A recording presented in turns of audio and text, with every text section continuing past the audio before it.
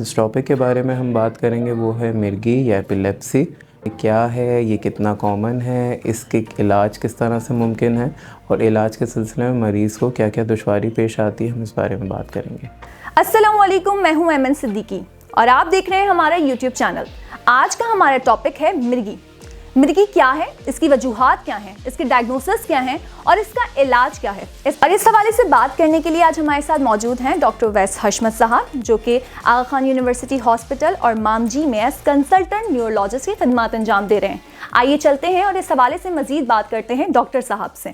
अस्सलाम वालेकुम डॉक्टर साहब, कैसे हैं आप? डॉक्टर साहब, जैसे कि आपको हमारा टॉपिक पता है, आज मिर्गी है। मिर्गी या एपिलेप्सी क्या है, इसकी वजूहात क्या हैं और ये इसको डायग्नोज कैसे किया जा सकता है? अच्छा, मिर्गी बुनियादी तौर पे एक दिमागी बीमारी है। अगर हम आदाद व शुमार के हिसाब से बात करें तो ये चौथी मोस्ट कॉमन बीमारी है दुनिया में, अगर दिमागी अमराज को हम कंपाइल करें।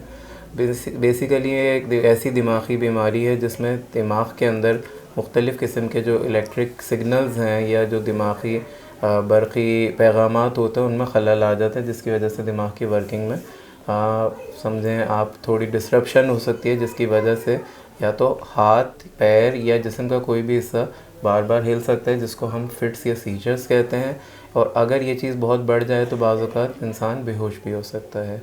आम तौर पे देखा ये गया है कि मिर्गी की बीमारी जो है बेसिकली हम दो तरह से इसमें डिवाइड कर सकते हैं। एक प्राइमरी एपिलेप्सी है, या वो बीमारी जो आम तौर पे बगैर किसी वजूहात के बिना पे भी हो सकती है।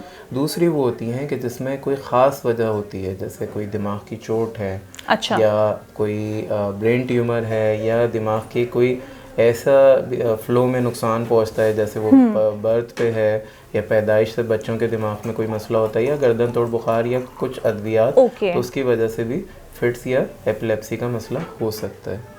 अच्छा, तो जैसे कि आपने मुझे बताया, फॉर एग्जांपल गर्दन तोड़ बुखार या किसी का एक्सीडेंट बचपन में हुआ, दिमाग पर चोट लगी, तो क्या इसके नताइज जो हैं या जो ये फिट्स या मिर्गी का दौरे पड़ते हैं, ये कितने अरसे बाद पड़ना शुरू होते हैं या फौरी ही ये असरअंदाज हो जाते हैं? अच्छा, कुछ केसेस में फौरी तौर पे हो जाते हैं, कुछ केसेस में बल्कि ये फिट्स जो हैं ये पहली प्रेजेंटेशन होती है, पहली अलामत होती हैं उस बीमारी की। कुछ केसेस में ऐसा होता है कि फिट्स या इस तरह के झटके तो फ़ौरन नहीं होता है, लेकिन वो कुछ अरसे बाद होता है। अब वो अक्सर पेशेंट उस चीज़ को रियलाइज़ नहीं करता है, इस चीज़ का बैकग्राउंड, वो बीमारी, वो चोट, वो एक्सीडेंट है। अक्सर औकात फिर जब उससे डिटेल हिस्ट्री लेते हैं, डिटेल चीज़ें पूछते हैं, तो फिर वो उस बारे में पता चलता है कि हाँ, इस तरह का कोई वाक़या हुआ होता है कि दिमाग को कोई नुकसान पहुंचा होता है, जिसकी वजह से कैफियत होती है। सही।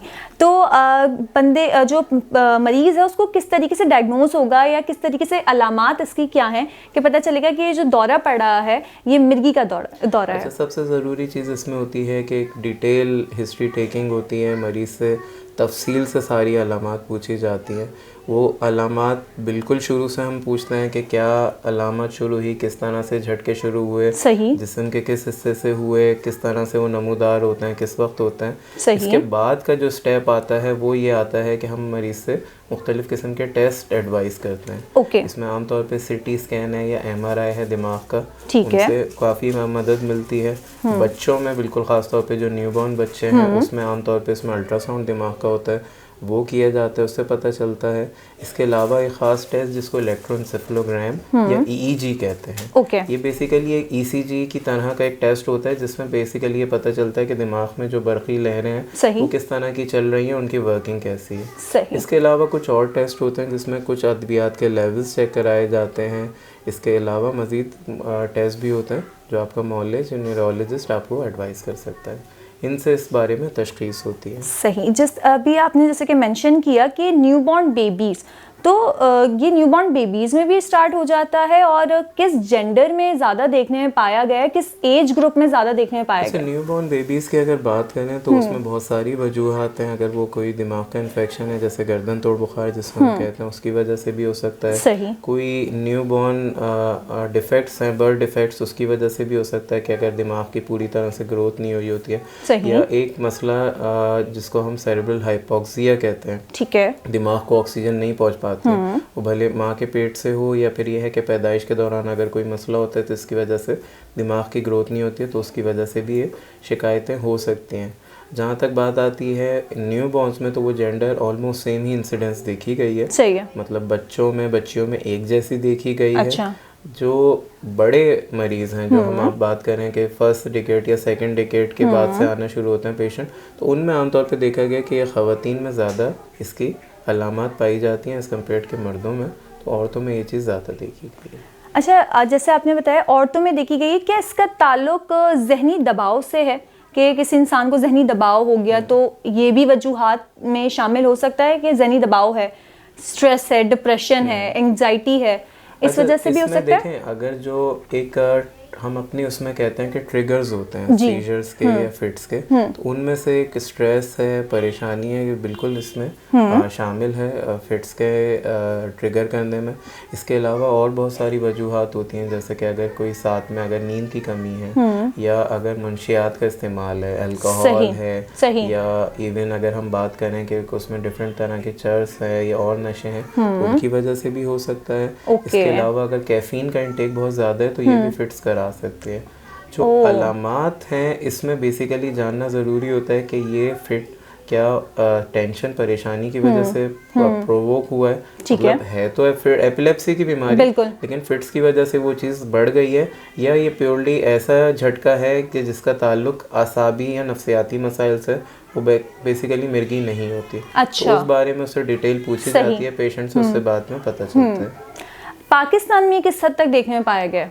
अच्छा, पाकिस्तान के अगर आदाद शुमार की हम बात करें तो तकरीबन ये बीमारी 10 से 20% जो पॉपुलेशन है उनमें पाई गई है। ये अगर आदाद शुमार हम बात करें तो ये वर्ल्ड वाइड पॉपुलेशन से ज़रा से ज़्यादा है।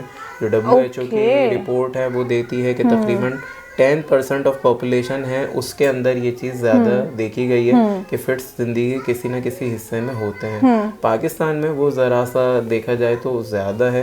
अगेन हमारे यहाँ हेल्थ फैसिलिटीज़ उतनी ज़्यादा कॉमन नहीं है, प्लस लोगों के जहन में भी इस बीमारी के बारे में गलत तस्वुरात पाए जाते हैं, मिसकंसेप्शन पाए जाते हैं, तो उसकी वजह से ये ज़्यादा कॉमन है यहाँ में। बिल्कुल, जैसे अभी आपने जिक्र किया, मिसकंसेप्शंस लोगों में बहुत पाए जाते हैं, क्योंकि अनफॉर्चुनेटली पाकिस्तान में जहालत का शरह फीसद ज़रा ज़्यादा है, तो लोग ये समझते हैं कि जन्नात ने जो है वो कर दिया है, किसी ने जादू करा दिया है। लोग बाबाओं के पास लेके जा रहे होते हैं इलाज के लिए, और इवन के मोज़े और प्यास तक सुंगाई जाती है। तो इस तरीके से तो मरीज़ बेचारा मिसट्रीट हो जाता है, जो ज़्यादा उसके लिए मुसीबत का बाइस बनती है।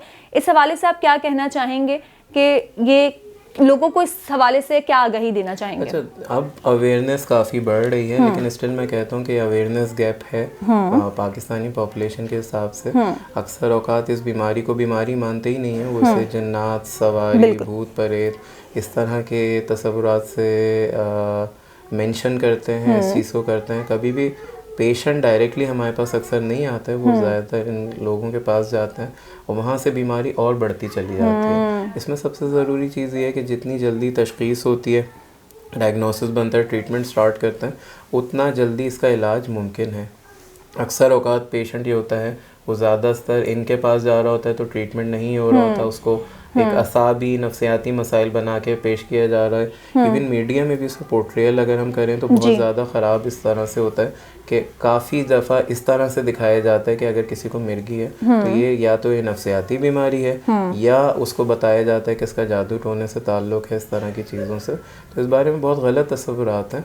मैं पर्सनल अपना एक्सपीरियंस शेयर करना चाहूँगा कि हमारे पास एक पेशेंट आता है, बेसिकली वो 6 साल का बच्चा है, जिसके फिट्स माशाल्लाह से बहुत अच्छे कंट्रोल्ड हैं अभी, लेकिन उसके और मसाइल इस बीमारी की वजह से ये हैं कि वो बच्चा बहुत लोननेस का शिकार है।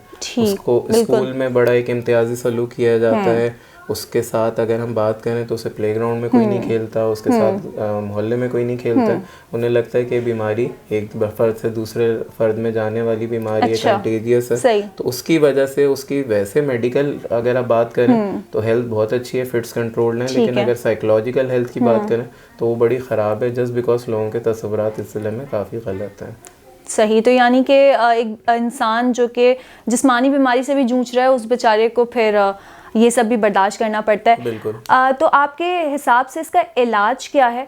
और किस तरीके से इसको प्रॉपर, इसके लिए कौन से हम डॉक्टर के पास रुजू करें, इसके लिए कौन सा स्पेशलिस्ट होना चाहिए, ये ज़रूर बताइएगा। अच्छा, इसमें न्यूरोलॉजिस्ट के पास जितना जल्दी रेफ़र किया जाए उतना बेहतर रहता है, या दिमागी अमराज के माहिर जिनको कहा जाता है।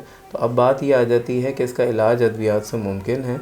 आम तौर पे ये होता है कि जितनी जल्दी अद्वियात शुरू कर देते हैं उतना जल्दी इनका स्टार्ट हो जाता है ट्रीटमेंट, और उससे बेहतरी आ जाती है। जो बेसिक गोल होता है वो ये होता है कि फिट्स इसमें कंट्रोल किए जाएँ। एक पेशेंट जिसको हफ्ते में 10-12 दफ़ा फिट हो रहे हैं तो उसको इतना कंट्रोल किया जाए कि वो तकरीबन ख़त्म हो जाता है। अच्छा, इसमें 10% पेशेंट्स ऐसे हैं कि जिनके फिट्स आम तौर पे 100% कंट्रोल नहीं होते हैं, लेकिन काफ़ी हद तक उनकी फ्रीक्वेंसी और इंटेंसिटी काफ़ी कम हो जाती है। सही। अगेन ये इसी पे डिपेंड करता है, जितना जल्दी ट्रीटमेंट शुरू किया उतना बेहतर है। ठीक है, अगर किसी मरीज को फिट्स पड़ रहे हैं तो उसके घर वालों को क्या करना चाहिए, और एक सोशल लेवल पे लोगों को उसके साथ रवैया किस तरह से रखना चाहिए, ये ज़रूर बताइएगा। अच्छा, जैसे ये एक दिमागी बीमारी है, कोई नफ्सियाती मसला नहीं है, ये एक दिमागी बीमारी है, तो इसका इलाज भी मौजूद है। अब बात ये होती है कि अब इसमें अगर हम बात करें कि एक एमरजेंसी ट्रीटमेंट के हिसाब से, तो वो यही होता है, जैसे अक्सर लोग समझते हैं कि जी मौजा सूंघाएं, जूता सूंघाएं तो मरीज़ जागेगा। आमतौर पर अगर किसी को फिट पड़ रहे होते हैं तो हम उसको यही कहते हैं कि उसको कंफर्टेबल पोजीशन में लिटा दिया जाए। ठीक है। उसको हम लेफ्ट प्रोन पोजीशन कहते हैं, यानी उल्टी साइड पे लिटा दिया जाए, ताकि ये कि वो एस्पायरेट नहीं करे, अगर मुंह से कोई झाग वगैरह आए तो फेफड़ों में ना जाए। दूसरी बात, अक्सर लोग ये करते हैं कि मरीज़ को जकड़ने की कोशिश करते हैं ताकि वो हिलने जुलने की पोजीशन में नहीं रहे, मुंह में कुछ डालने की कोशिश करते हैं, तो उससे दांतों को नुकसान पहुंच सकता है मरीज़ को, और वो प्रॉब्लम हो सकता है।